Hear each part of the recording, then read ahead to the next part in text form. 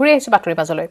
বাক্সা আৰক্ষীৰ প্ৰশংসনীয় পদক্ষেপ নিৰ্বাচনৰ দায়িত্ব পালন কৰা বহিৰাজ্যৰ আৰক্ষীক জনালে সম্বৰ্ধনা জিলাখনৰ হালবাৰী মহকুমাৰ অন্তৰ্গত গোবৰ্ধনা আৰক্ষীয়ে ললে এই পদক্ষেপ উল্লেখ্য যে তৃতীয় পৰ্যায়ত অনুষ্ঠিত নিৰ্বাচনৰ দায়িত্ব পালনৰ বাবে সুদূৰ ঝাৰখণ্ডৰ পৰা আহিছিল পুলিচৰ 4টা বেটেলিয়ন আৰু নিজৰ দায়িত্ব সুচাৰুৰূপে সম্পাদন কৰি বুধবাৰে বেটেলিয়নৰ দলটো উভতি যায় নিজ ৰাজ্যলৈ তাৰ পূৰ্বে গোবৰ্ধনা আৰক্ষী থানাৰ আৰক্ষী বিষয়া সাহিদুৰ ৰহমানৰ নেতৃত্বত সুদূৰ ঝাৰখণ্ডৰ পৰা আহি নিৰ্বাচনী দায়িত্ব পালন কৰা আৰ্ম পুলিচৰ দলটোক ফুলাম গামোচাৰে সম্বৰ্ধনা জ্ঞাপন কৰে অসমৰ স্বাভিমান গামোচা দেখিত লৈ আনন্দত পতলীয়া হৈ পৰে আৰ্ম পুলিচৰ জোৱানসকল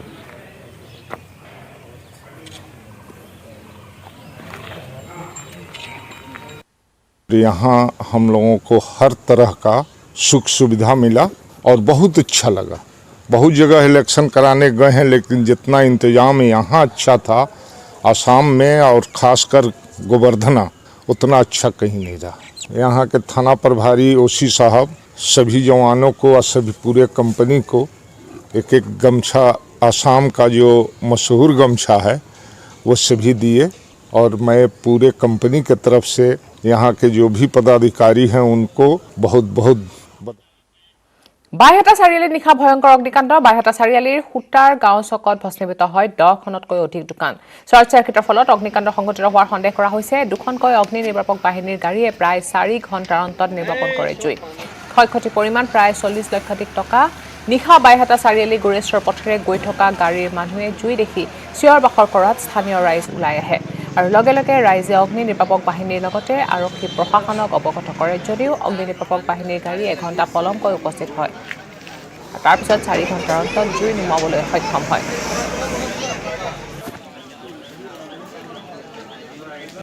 জুইটো লাগাৰ পিছত তাৰমানে আমি দৌৰি আহিলোঁ বহুত মানে জুই উঠিছে উঠাৰ পিছত আমি যেতিয়া দেখা পালোঁ মাত্ৰ দুখন দোকানতে আৰম্ভণিটো হৈছিলে জুইটোৰ দুখন দোকানৰ পৰা তাৰপিছত আমি লগে লগে আমি ফায়াৰ ব্ৰিগেড পুলিচক এনেকৈ য'ত যেনেকৈ পাৰে খবৰটো দিছিলোঁ কিন্তু তেওঁলোকে অহাত কিছু দেৰি হ'ল পলম হ'ল 1 ঘণ্টাৰ ভিতৰত বাকী কেইখন 10-12খন দোকান তাৰমানে জুইত মানে ভস্মীভূত হৈ গৈছে ক্ষতিটো এতিয়ালৈকে প্ৰায় অনুমান কৰিব পাৰি প্ৰায় 50 লাখ মান টকা ক্ষতি হৈছে গোটেইখিনি মিলি সংঘটিতটো তাৰমানে এতিয়া আমি হয়তো দেখা পোৱা মতে হয়তো শৰ্ট সাৰ্কিটৰ ফলতে হ'ব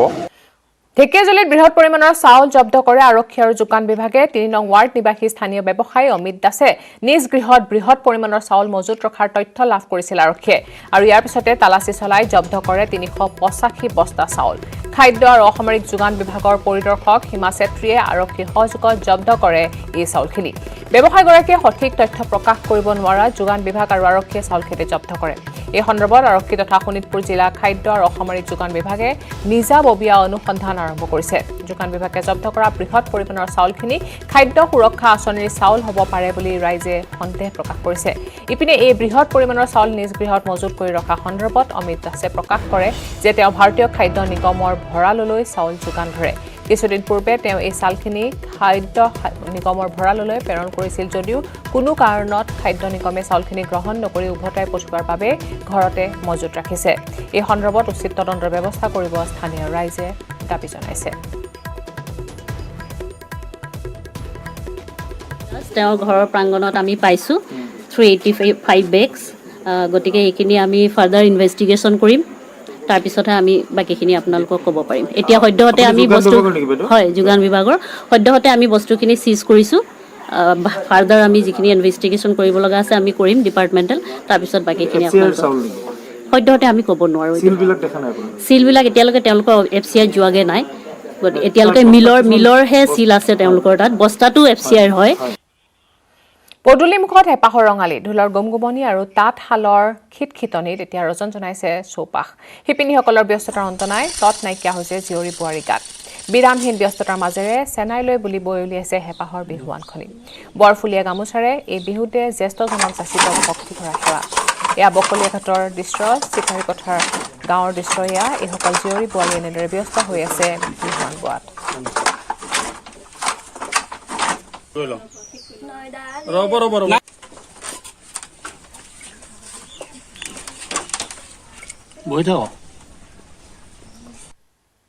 বহাগ বিহু আহিছে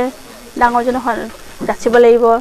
ভাইটিকো দিব লাগিব বয়সস্থ মানুহক সন্মান কৰিব লাগিব ন সেইটো কাৰণে আমি সাধাৰণতে আমি নিজে বনাওঁ ঘৰতে কাৰণ বাহিৰৰ পৰা গামোচাটো আমাৰ পচন্দ নহয় আৰু বেলেগক দিবলৈও ভাল নালাগে লাজ লাগে কাৰণ নিজে বোৱাটো নিচিনা কেতিয়াও নহয় মাজুলীত বিহুৰ বাবে চলিছে ব্যাপক আয়োজন ঠায়ে ঠায়ে অনুষ্ঠিত হৈছে বিহু কৰ্মশালা যতে সাংস্কৃতিক গোষ্ঠীয়ে মাজুলী ৰঙাচাহীত বিহু কৰ্মশালা অনুষ্ঠিত কৰিছে প্ৰতি বছৰে নৱপ্ৰজন্মৰ মাজত বিহু সংস্কৃতিৰ প্ৰতি আকৰ্ষিত কৰিবৰ বাবে আয়োজন কৰিছে কৰ্মশালা সৰ্বাধিক কণ শিশুৰ পৰা আৰম্ভ কৰি কিশোৰ কিশোৰীয়ে অংশগ্ৰহণ কৰিছে এই কৰ্মশালাত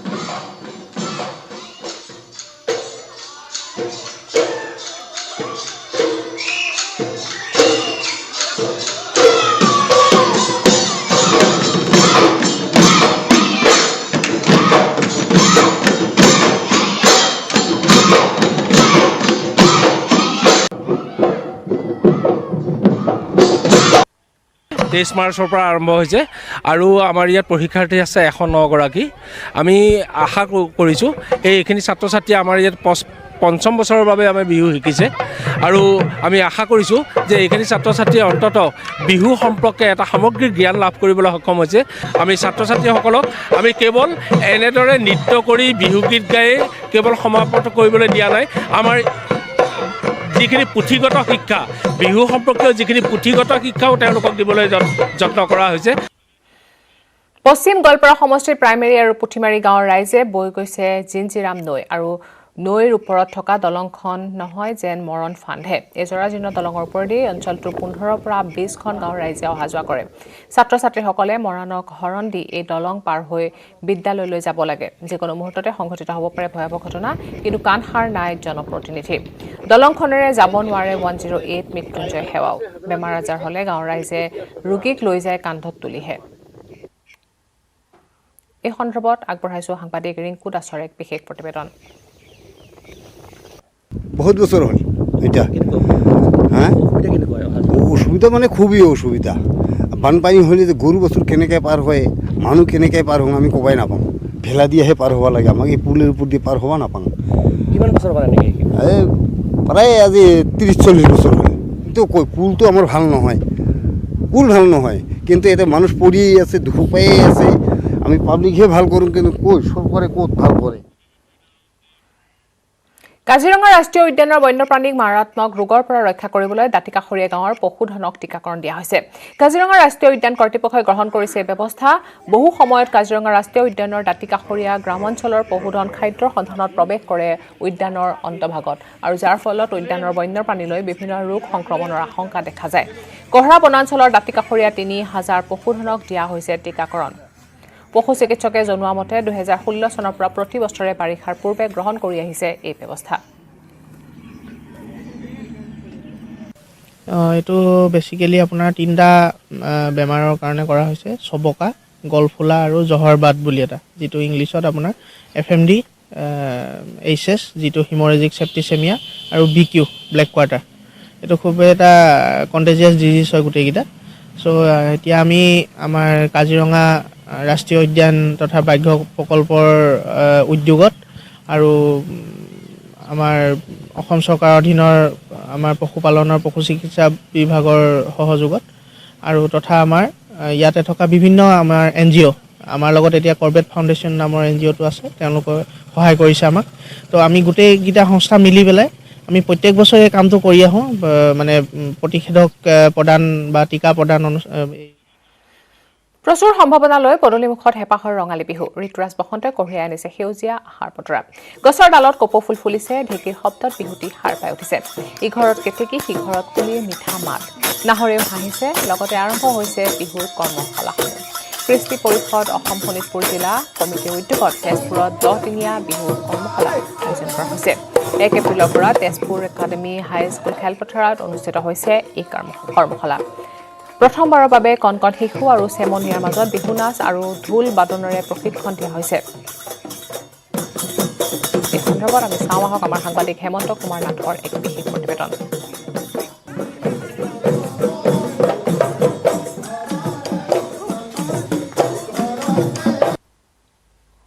মাজত কেইটামান দিন বাকী আৰু তাৰ পিছতে হেপাহৰ ৰঙালী বিহু অনুষ্ঠিত হ'ব ৰাজ্যজুৰি আৰু দেখা গৈছে এতিয়া এই মুহূৰ্তত ৰাইজৰ সৰ্বত্ৰ বিহু কৰ্মশালা অনুষ্ঠিত হৈছে আৰু আমি দেখুৱাইছোঁ তেজপুৰৰ এক পৰিৱেশ আৰু বিহু কৃষ্টি পৰিষদ অসমৰ শোণিতপুৰ জিলা সমিতিৰ উদ্যোগত 10 দিনীয়া এক বিহু কৰ্মশালা আয়োজন কৰা হৈছে। তেজপুৰ একাডেমি যি খেলপথাৰ তেজপুৰ একাডেমি বিদ্যালয় খেলপথাৰত যোৱা 1 এপ্ৰিলৰ পৰা 10 এপ্ৰিললৈ এই অনুষ্ঠিত হৈছে বিহু কৰ্মশালা আৰু পোনপ্ৰথমবাৰৰ বাবে তেওঁলোকে এনেদৰে বিহু নাচৰ এক কৰ্মশালাৰ আয়োজন কৰিছে আৰু লগতে ঢোল বাদনৰ প্ৰশিক্ষণ দিছে। কি ক'ব প্ৰথম হয়, আমাৰ বিহু কৃষ্টি পৰিষদ অসম আমাৰ বিহু মানে আমাৰ অসমৰ আপুৰুগীয়া সম্পদ বিহুটোক ন ৰূপত শুদ্ধ ৰূপত আমি বিশ্ব দৰবাৰত বিভিন্ন মাধ্যমত প্ৰকাশ কৰাটো হৈছে আমাৰ মূল উদ্দেশ্য আৰু আমি শোণিতপুৰ জিলা সমিতি গঠন কৰিয়ে আমাৰ প্ৰথম পদক্ষেপ হিচাপে আমাৰ বিহুৰ যি মূল শিপাডাল সেই শিপাডালক নতুন প্ৰজন্মক লগত পৰিচয় কৰাই দিয়াৰ মানসিকতাৰে আমি প্ৰথম পদক্ষেপ হিচাপে তেজপুৰ একাডেমি খেলপথাৰত আমি বিহু কণ কণ ল'ৰা ছোৱালী সেইসকলক লৈ পেলাই বিহু আখৰা আৰম্ভ কৰিছোঁ।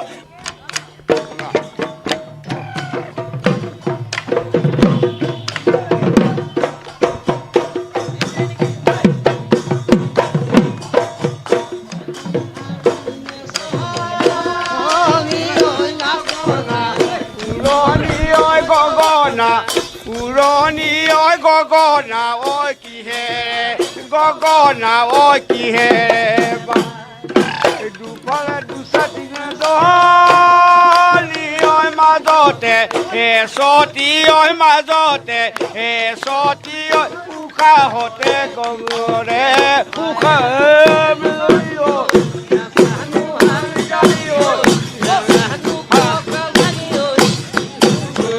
পাবলৈ বিহু গলে পাবলৈ নাই গলে পাবলৈ বিহু গলে পাবলৈ নাই সোহাগে পালে জুৰি জুবি জুবন ফুলিলে ভেবেলি লতা হে জুৰি জুবি জুবন ফুলি আছে বৃন্দাবন চিঙি লাগে মন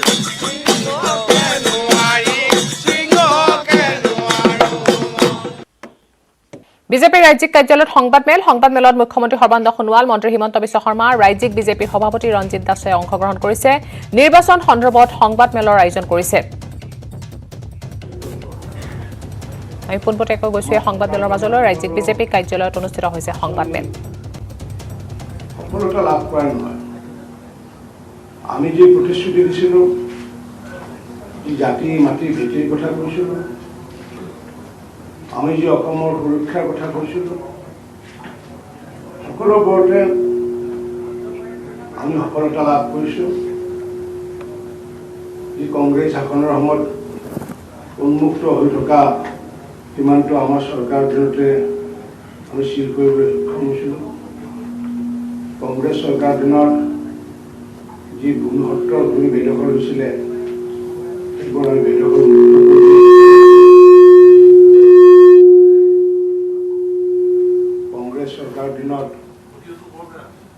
কংগ্ৰেছ চৰকাৰৰ দিনত যি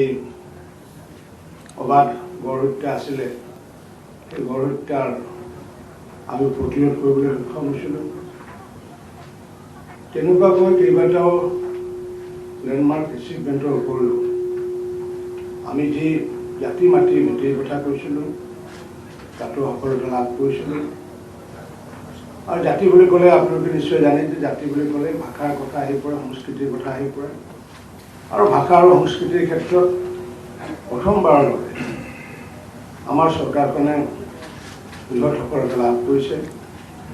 মাটি বুলি ক'লে আমি সকলোৱে জানো যে আমাৰ খিলঞ্জীয়াসকলক যি মাটি প্ৰদান কৰিলোঁ তাত বৃহৎ সফলতা লাভ কৰিলোঁ। ভেটি বুলি ক'লে আমি গৃহৰ কথাকে বুজোঁ। প্ৰধানমন্ত্ৰী আৱাস যোজনাৰ জৰিয়তে 7 লাখ পৰিয়ালক আমি দুখীয়া মানুহ গৃহ প্ৰদান কৰিবলৈ সক্ষম হৈছিলোঁ। এইবোৰৰ উপৰিও দুখীয়াসকলক আমি যি সহায় সহযোগ মানৱতা দৃষ্টিভংগীৰ ফালৰ পৰা অৰুণোদয়কে আদি কৰি স্বৰ্ণকে আদি কৰি দিব্যাংগসকলকে আদি কৰি ছাত্ৰ ছাত্ৰীসকলকে আদি কৰি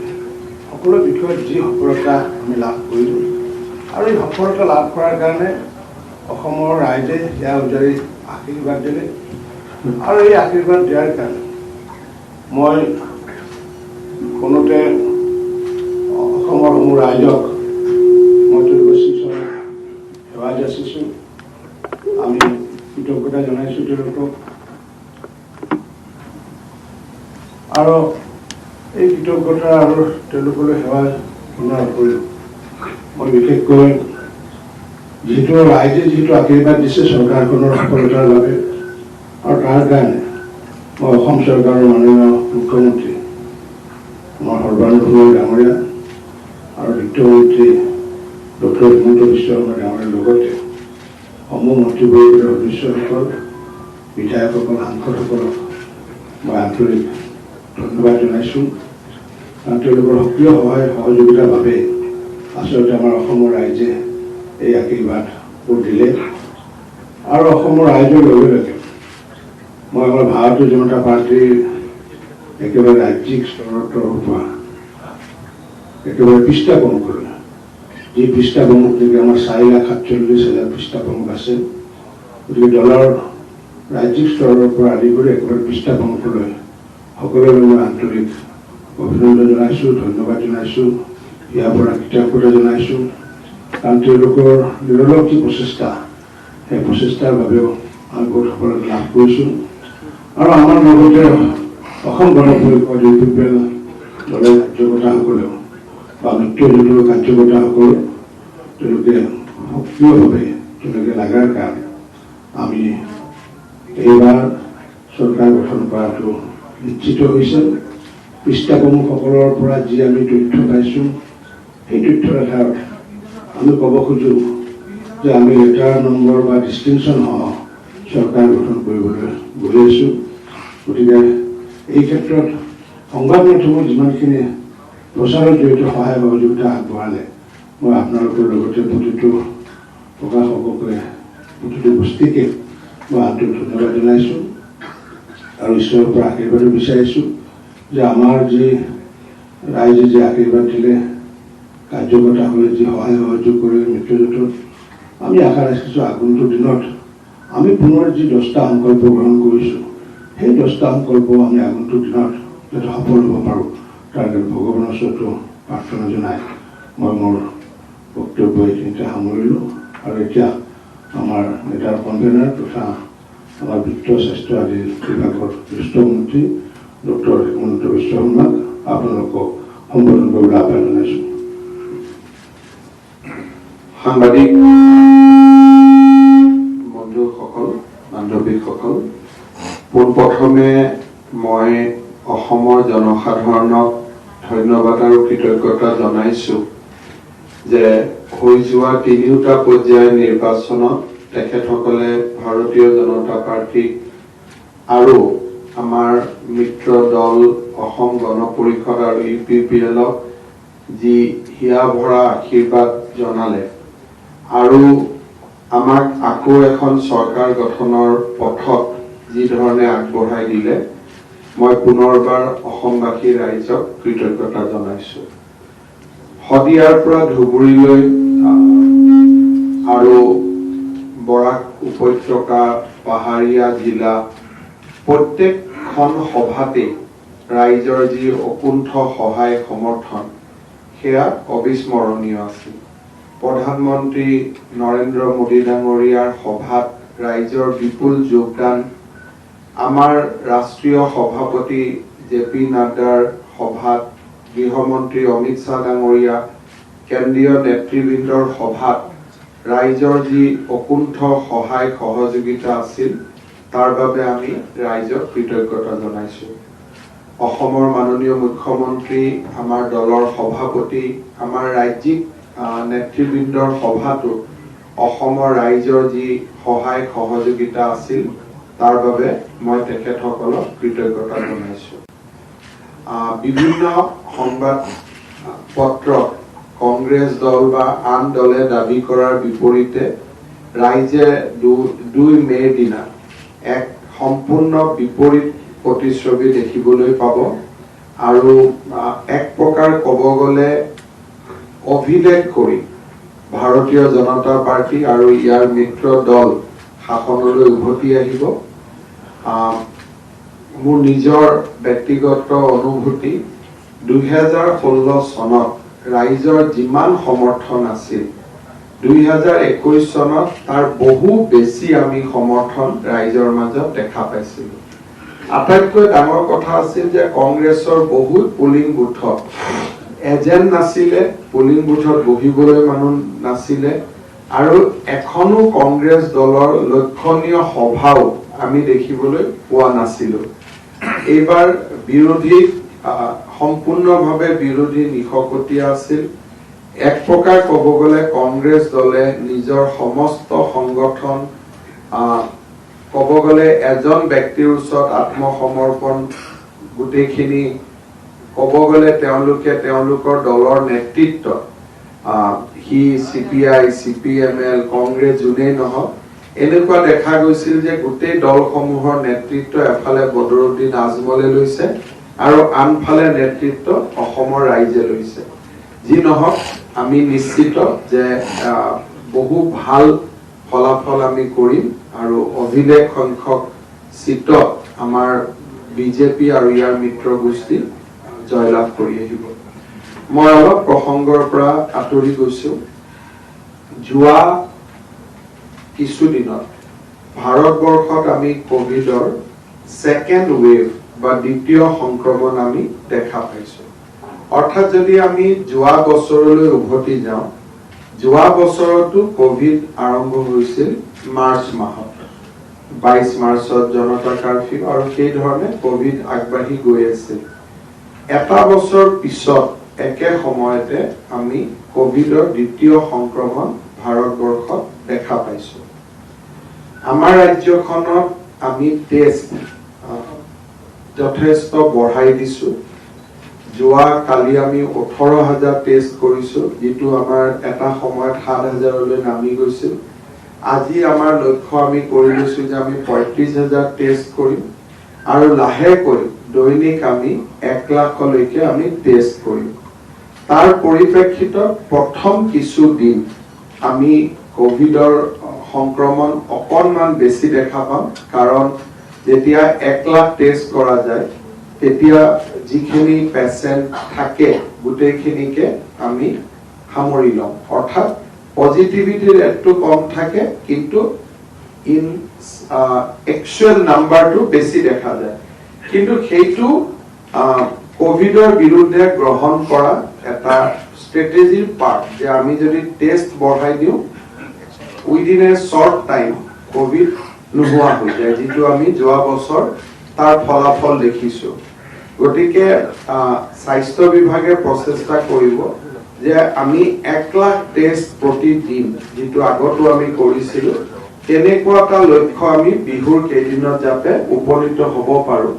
যাতে অসমৰ ৰাইজে বিহু নিৰাপদে পালন কৰিব পাৰে। আৰু বিভিন্ন বাতৰি কাকতত কৈ থকাৰ দৰে অসমত লকডাউনৰ কোনো সম্ভাৱনা নাই, নাইট কাৰফিউ আদিৰ কোনো সম্ভাৱনা নাই। আমাৰ একমাত্ৰ ষ্ট্ৰেটেজিটোৱে হ'ব টেষ্ট, ট্ৰেচ, ট্ৰেক। এইটোৱে আমাৰ যিটো 3টা T লৈ আমি চলিছিলো আগতে, সেইটোৱে আমাৰ ষ্ট্ৰেটেজি হ'ব। গতিকে মই অসমবাসী ৰাইজক আহ্বান জনাম যে কোনোবাই যদি কোভিডৰ লক্ষণ দেখে তৎকালীনভাৱে যাতে ওচৰৰ স্বাস্থ্য